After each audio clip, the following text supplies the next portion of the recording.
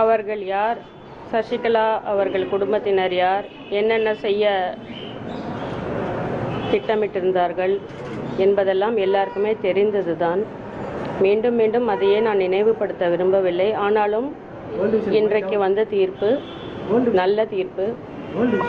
அவர்கள் போக வேண்டிய இடத்திற்கு தான் செல்ல இருக்கிறார்கள். அதை மட்டுமே நான் இன்று சொல்ல விரும்புகிறேன்.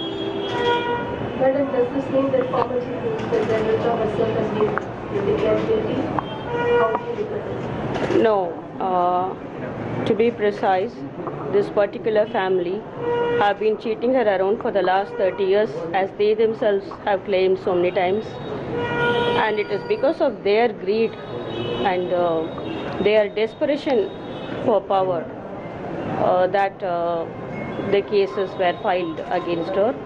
She is not guilty. She was never after anything. She sacrificed her life for the people, and that is what I wish to say at this moment.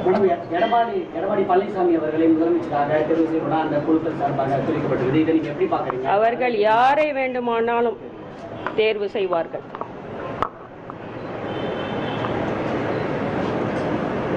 They would choose any Tom, Dick and Harry as they like.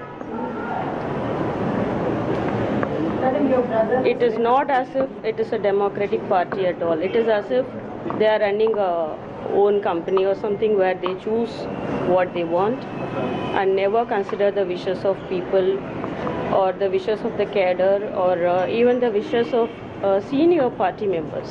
They don't bother about anything. All they want is anyone who would execute their orders. And it's very clear from the choice of candidate that they have made today. நல்ல தீர்ப்பு. அவர்கள் செல்ல வேண்டிய இடத்திற்கு தான் செல்கிறார்கள் என்று மீண்டும் மீண்டும் உறுதியாக தெரிவிக்கிறேன். தமிழக மக்களை ஏமாற்றிக் கொண்டிருந்தார்கள். நான் தான் அம்மா என்றெல்லாம் சொன்னார்கள். அதை ஏற்றுக்கொள்ளவே முடியவில்லை. இப்போதைக்கு இருக்க சூழ்நிலையில கவர்னர் ஒரு வாரமாக இப்போ வந்து முதல்ல சசிகலாவை தேர்ந்தெடுத்தாங்க, இன்னைக்கு எடப்பாடி பழனிசாமி தேர்ந்தெடுத்திருக்காங்க. இந்த பக்கத்தில் வந்து தற்போதைய முதல்வர் ஓபிஎஸும் வந்து ஆட்சி கோரிக்கிட்டு இருக்காரு. இந்த நிலையில் கவர்னர் ஒரு கட்டாயமான ஒரு முடிவுக்கு இப்போ வரணும்னு நினைக்கிறீங்க? நல்ல முடிவு வர வேண்டும் என்று நான் நினைக்கிறேன்.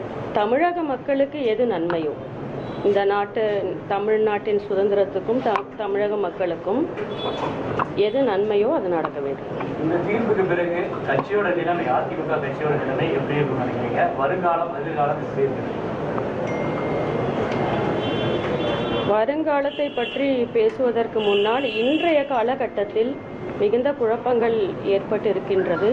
நல்ல தலைமை முதலில் அம்மா அவர்கள் வழியில் நல்ல தலைமை அமைய வேண்டும்.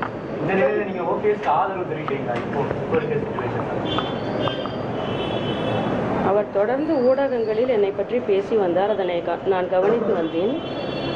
முதலில் அதற்காக நன்றியை தெரிவித்துக் கொள்கிறேன். இந்த சந்தர்ப்பத்தில் இன்று இந்த தீர்ப்பை பற்றி நாம் முதலில் கவனம் செலுத்த வேண்டும். ஏனென்றால் இது தமிழக மக்களுக்கு ஒரு நல்ல செய்தி. அண்ணா திமுகவிற்கும் இது நல்ல செய்தி. முதலில் அதில் கவனத்தை செலுத்த விரும்புகிறேன். இன்று எனது வாழ்வில் ஒரு நல்ல நாள் என்று நான் நினைக்கிறேன். நிச்சயமாக என்னுடைய திட்டங்கள் நிறைவேற்றப்படும்.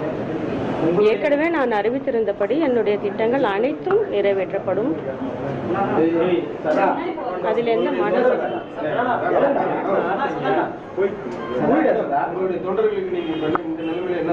நல்ல தலைமை அமைய வேண்டும். விரைவில் நல்ல தலைமை அமைய வேண்டும்.